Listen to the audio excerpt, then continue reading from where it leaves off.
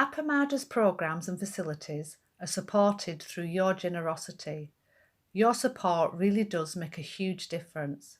You'll find a link for contributions on the website at appamada.org/contribute. Thank you so much.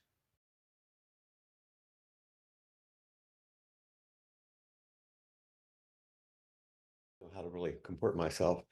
So I traveled to San Francisco and arrived at City Center in town, and the corner of Page and Laguna. Not the best part of town, but a beautiful building, and found my room in the men's dormitory in the basement, which was a futon on the floor. And I said, tomorrow morning after breakfast, someone will give you a tour. You show you the ropes kind of and what to do. Meet at the entryway to the Zindo. There was a door that came off of Laguna where people could come from that didn't live there, to come to Zazen, just like our porch. And so I met inside there, and it was where the shoe rack was. And a young man came to help me, and he introduced himself, and he says, "What's your name?" I said, "My name is Flint Sparks." And he went, I mean, I get that all the time, but this time he said, "Have you ever read the Fukan Sazangi?" I said, "No, what's that?" And he said, "Later, well, I'll tell you." Little did I know that there was that line which was embedded with the chuckles yesterday, where it says you've gained the pivotal opportunity of human form, which I think, Mary Beth, you were underlining. And I thought at that moment, arriving there, like when you arrived in Joko, you began to realize, oh, I've gained a pivotal opportunity. Don't use your time in vain as we began this retreat. You're maintaining the essential working of the Buddha way. I had no idea what that meant. But that's what I want to talk about this morning, maintaining the essential way. Who would take wasteful delight in the spark from the flintstone? I sort of took that personally at first. It's like, but then I realized, oh, there's this flash that happened just for a moment. And if you get just captured by the flash, you don't understand its function. And then following that, it says, this is towards the end, of course, and we're going to go back to this. It said, besides, form and substance are like the dew on the grass, destiny like the dart of lightning, emptied in an instant, vanished in a flash, which is essentially the ending of the Diamond Sutra.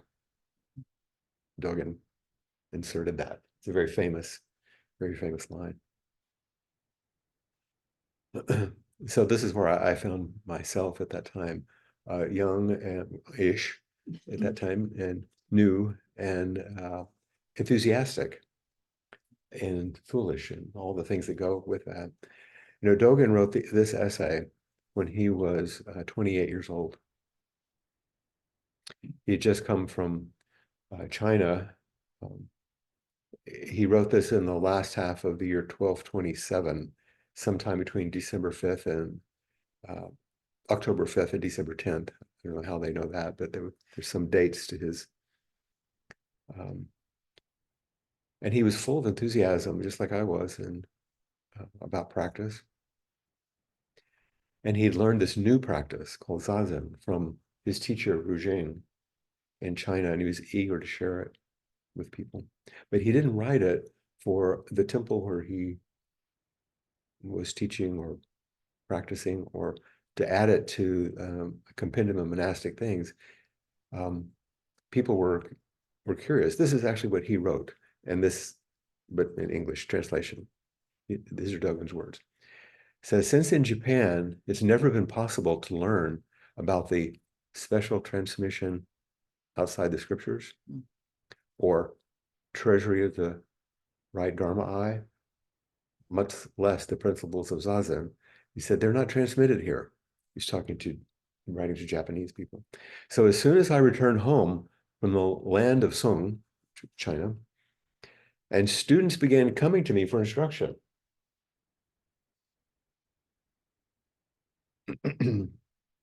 I was obliged for their sake to compile this work on the principles of Zazen.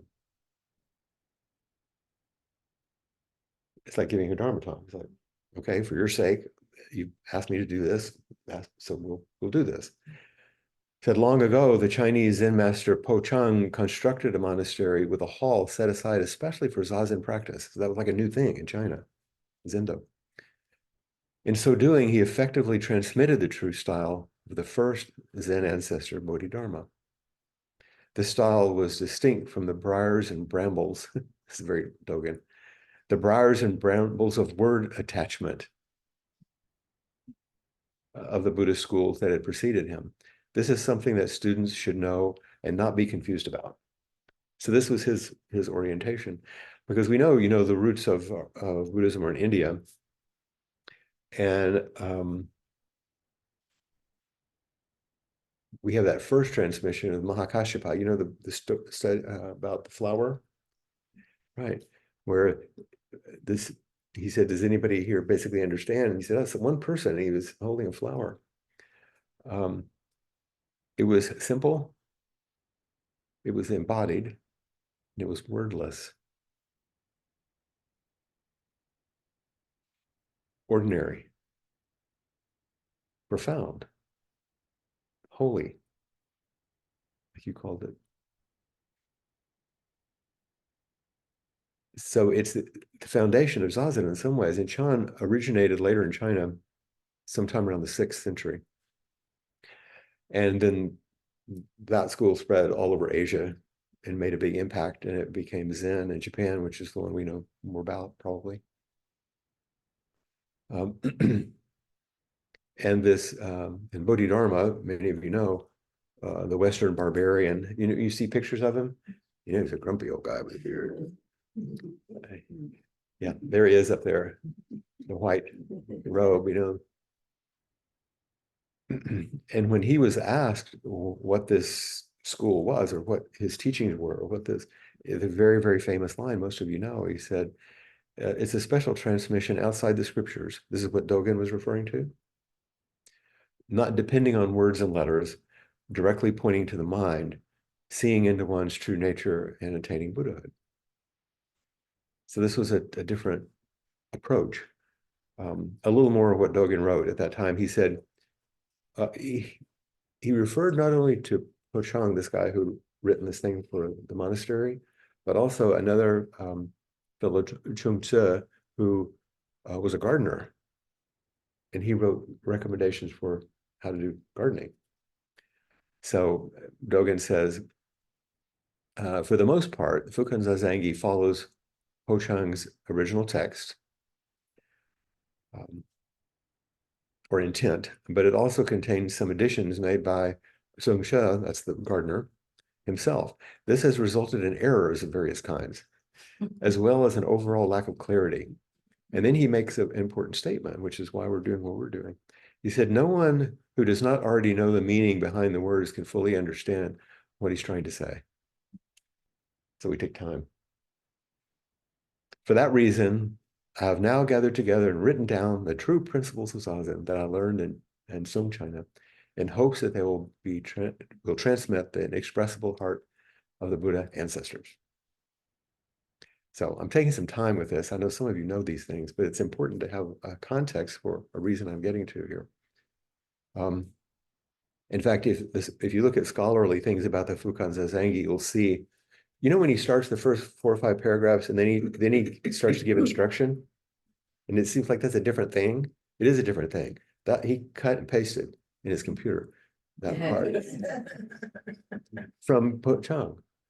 It actually, some of these parts he just inserted, and then, like he said, tweaked them a little bit, in edit. So we know that the historical Buddhist practice that came from India, the aim was achieving enlightenment. And that was the point of doing the practice, and it was the goal of practice. But Rujing showed Dogen that what the Buddha taught was way more subtle and immensely more vast than some personal project for awakening. This was the big revolution. Ru showed Dogen, it was young at that time, as you know, that enlightenment was boundless and wondrous.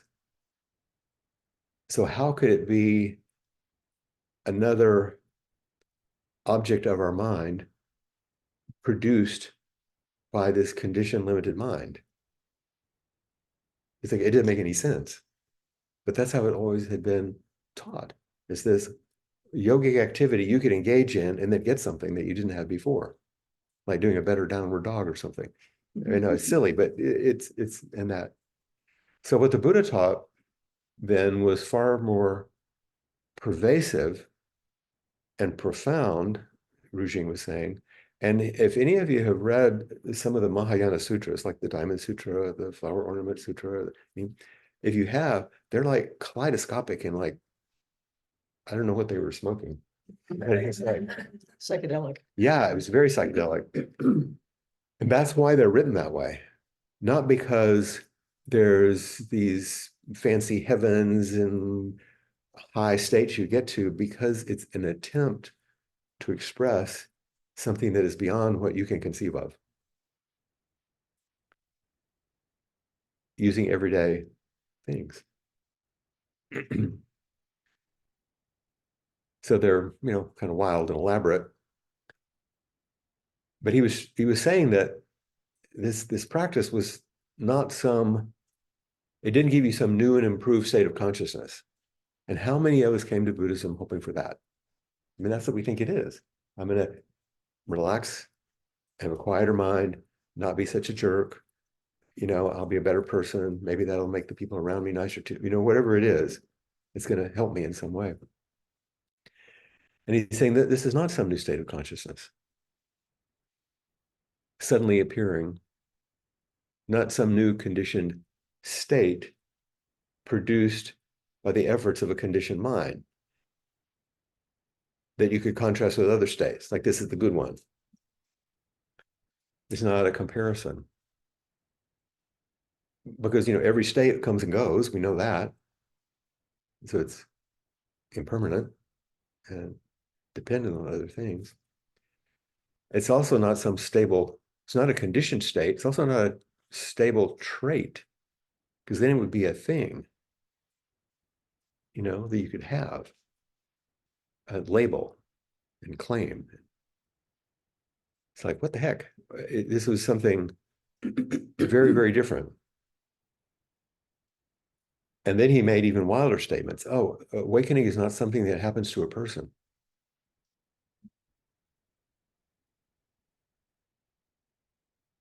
That you can again get, and now you have it. It's also not something new that you then get to have if you've practiced successfully.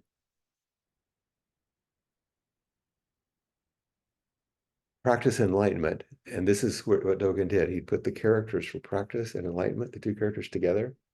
And he said, this is practice enlightenment, not practice to be enlightened. Practice enlightenment is a luminous quality of being and existence itself. And when the ancestors said that there's not actually such a thing as an awakened person, there's only awakened activity. See, these are small things. It's a revolutionary difference. What they were referring to is the functioning of Zazen as your life, maintaining the Buddha way through our commitment to practice. That maintaining of the Buddha way, remember that line? That's what you were doing this morning. What we were doing this morning wasn't some similar thing or some halfway done thing because you're sleepy and it's the first day.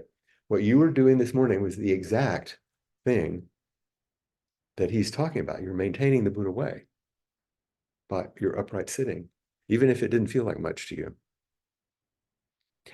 It's also one of the reasons why in some places, he says it differently in different places. Suzuki Roshi would say, Soto practice is not a gradual practice. It's actually immediate practice, because it's like sudden awakening. Because when you practice with sincerity and commitment, you realize, oh, it's all here now. but it's, if you think of it as something you can create, then it seems like, just little bit by little bit, it's happening. But actually, it's not. It's always here. It's already here. It's immediate. And you can wake up to that reality. And Dogen came home with this perspective, like really psyched. It's like, this is really different. And so in the first few paragraphs of the Fukan Zazengi, he does what Dogen always does. Two things. He always does this. Number one, he tells you everything right up front and then makes commentary in the rest of it. And number two, he flips around the way you think it's going to go. And you go, what? Wait a minute. I thought it was the other way. So he does this one in the same way.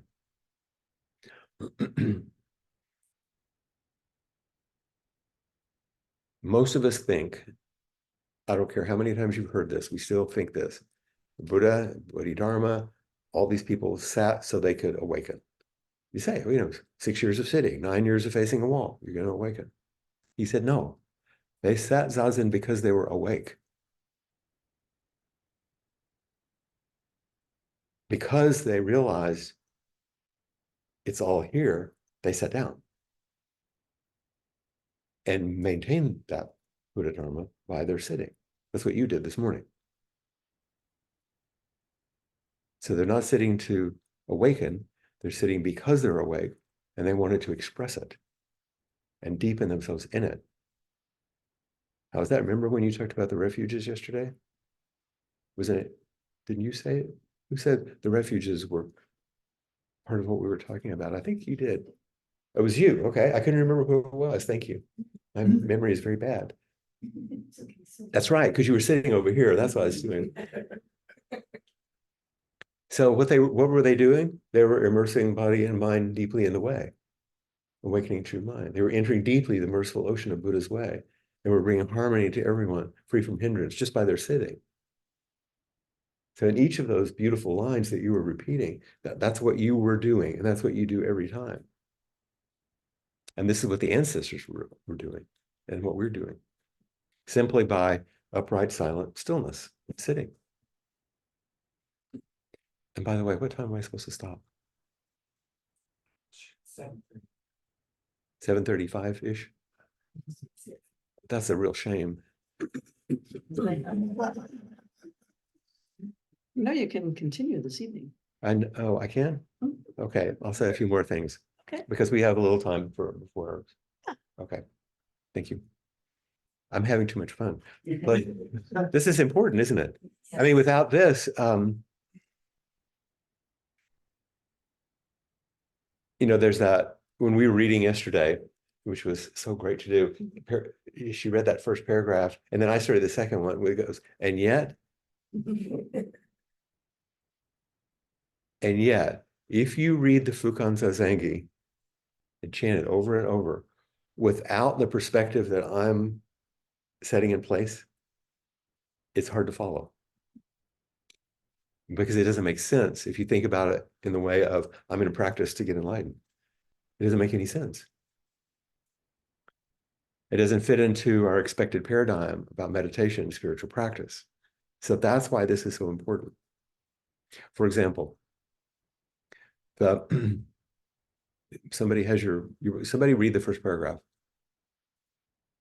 Who wants to read? The way is basically perfect and all-pervading. How could it be contingent upon practice and realization? The Dharma vehicle is free and untrammeled. What need is there for concentrated effort?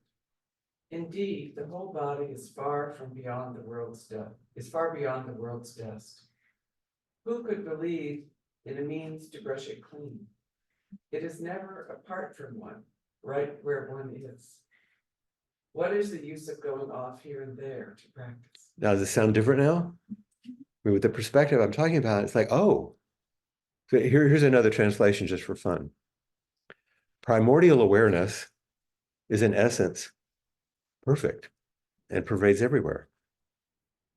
How could it be dependent upon what anyone does to practice or realize it? The movement of reality does not need us to give it a push. Do I need to say that it is free from delusion? The vast expanse of reality can never be darkened by the dust of presumptions. Who could then believe that it needs to be cleaned of such dust to be what it is? It's never separate from where you are. So why scramble around in search of it? So it's you starting to get the point. Okay, we'll go just a tiny bit further. Somebody read the second paragraph. And yet. And yet, if there is the slightest discrepancy, the way is as distant as heaven from earth. If the least like or dislike arises, the mind is lost in confusion. Suppose one gains pride of understanding and inflates one's own enlightenment, glimpsing the wisdom that runs through all things, attaining the way and clarifying the mind, raising an aspiration to escalate the very sky. One is making the initial partial excursions about the frontiers, but is still somewhat deficient in the vital way of total emancipation. Okay. So yeah, everything is always and already present. And yet, if you don't practice, you can't realize it. So this is about realizing something, not about creating something, about waking up to something. Like in light, you turn the light on. It's like, oh, here's that other translation just to give you the fun of listening to it in a different way. The thing is, if there's the slightest gap, sky and earth are ripped apart. If you give rise to even a flicker of like and dislike, you lose your mind in illusion. Just suppose you become puffed up about your understanding and inflate your little experiences. I love that. You think you've seen the truth, attained the way, recognize the luminosity of mind, and can grasp at heaven. You might think that these initial jaunts about the borders are entering the realm of enlightenment, but you've lost the way of complete liberation. And then, there's that section where he gives the examples of the Buddha and Bodhidharma. And if they did this, then that's what we should do. And remember, this is a time in which there was ancestor worship and an immense reverence for people who had attained things. So it's a very different perspective than our culture tends to have. So he's speaking to people who would really resonate with that kind of talk.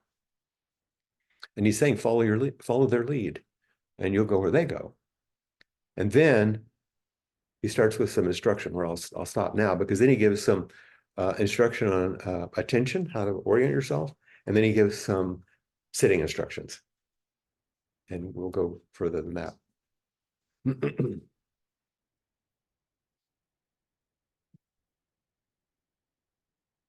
So remember, this is a very practical instructional manual, but it's revolutionary. And Peg and I are going to continue to walk through it like this. And Sandra's going to talk some more about some of the embodiment issues. And we'll engage in all the forms, because we're going to see that all the forms that we do in here are further maintaining of the Buddha way from that sitting. And remember, if you act in this way for a long time, you will become like this. We're being shaped by what we do. And Dogen was basically saying, everyone can do this practice. You don't have to accomplish something. You just have to do it. Even when you're sitting there, sleepy, tired, mad, angry, daydreaming, in pain, joyful, just do it. You don't have to accomplish anything. Although there are many teachers and teachings and practices, they all come down to Zazen in the end. The way is simple, straightforward, and really beautiful, just like the flower. So that's enough for today, this morning at least.